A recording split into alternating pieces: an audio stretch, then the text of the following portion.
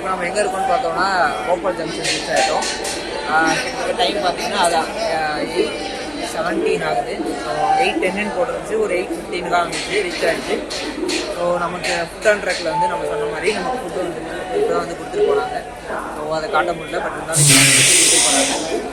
So எப்பயும் சொல்கிற மாதிரி தான், அவங்க எப்பயுமே வந்து ஃபுட் அண்ட் ட்ரக் வந்து வேறு லெவல் தான். கரெக்டாக வந்து ட்ரெயின் இன்னொன்னே முன்னாடியே வந்துட்டாங்க போல், ட்ரெயின் வந்தோடனே வந்து கொடுத்துட்டு போயிட்டாங்க. ஸோ அதையும் தாண்டி இங்கே இன்னொன்று என்னென்னா டெம்பரேச்சர் தான், ஊர் வெளில வர முடியல. இங்கே நிற்கிற கிட்டத்தட்ட அவ்வளோ பேர் இருக்காங்க. கிட்டத்தட்ட அதில் ஒரு 70 to 80% மக்கள் வந்து ஸ்வெட்டரோடு தான் இருக்காங்க, ஜர்க்கினோடு தான் இருக்காங்க. அந்த அளவுக்கு செம்ம குளிராக இருக்குது. எனக்குமே ஏதோ நானுமே போட்டு தான் இருக்கேன். ஸோ நான் உள்ளே போயிடுறேன், குளிர் கொஞ்சம் அதிகமாகுது, உள்ளே போயிடுறது நல்லதுன்னு நினைக்கிறேன். கிட்டத்தட்ட இங்கே ஒரு 10 நிமிஷம் நிற்கும். தண்ணி எல்லாமே இங்கே இருக்குது. தண்ணி ஏதோ இங்கே சப்பாத்தி விற்கிறாங்க, அப்புறம் இங்கேயே பிரியாணி, அண்டா பிரியாணி, எப்பயும் போல் சிக்கன் பிரியாணி, மேகி, இந்த மாதிரி நிறையா வைக்கிறாங்க இங்கே. நான் எப்பவுமே இதை ப்ரிஃபர் பண்ணுறதில்ல, பட் இருந்தாலும் ஓரளவுக்கு இங்கே வைக்கிறது ஓரளவுக்கு டீசெண்டாக தான் இருக்கும் கம்பேரிட்டிவ்லி ட்ரெயினில் இருக்கிறத விட நான் நினைக்கிறேன். ஸோ அப்படி தான் நான் எப்பயுமே வாங்குவேன்.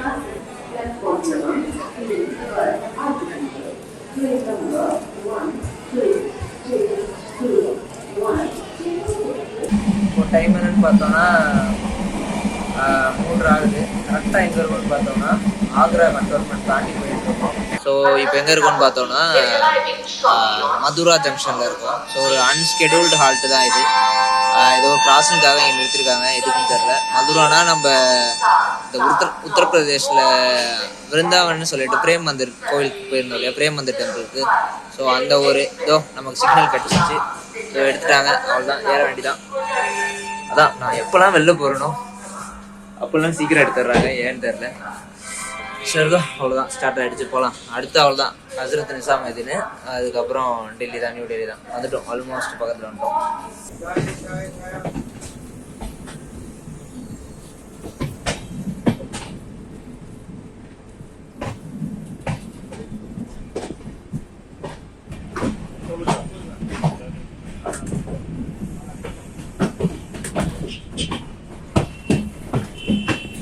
ஸோ இப்போ எங்கே இருக்குன்னு பார்த்தோம்னா ஹஸ்ரத் நிசாமுதீனில் இருக்கும். ஸோ அங்கேருந்து கிளம்பிட்டோம்.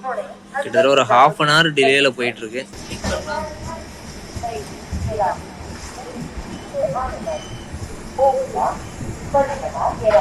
வேறு லெவலில் இருக்கும்.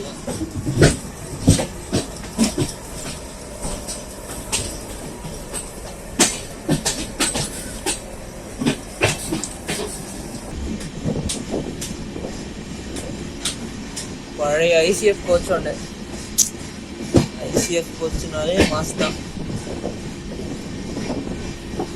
ஏன்னா புதுசாக இருக்குது இந்த கோச், டிஃப்ரெண்ட்டாக இருக்குது. இதெல்லாம் எங்கே பார்க்க போகிறேன், நம்ம ஊரில் பார்க்கவே முடியாது. இங்கே பார்த்தா தான் உண்டு இந்த மாதிரி ரோடெல்லாம். நம்ம ஊரில் இந்த மாதிரி காட்சியெல்லாம் பார்க்க முடியுமா?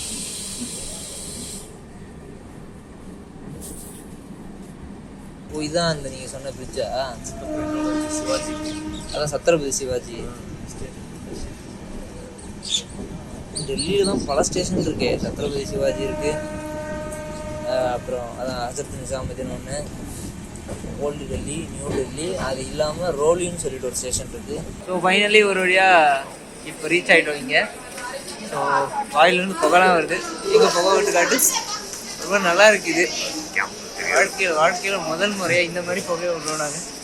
ஸோ நல்லா இருக்குது. இப்போ இங்கேருந்து செம குளிராக இருக்குது, இதை பார்த்தாலே தெரியும்.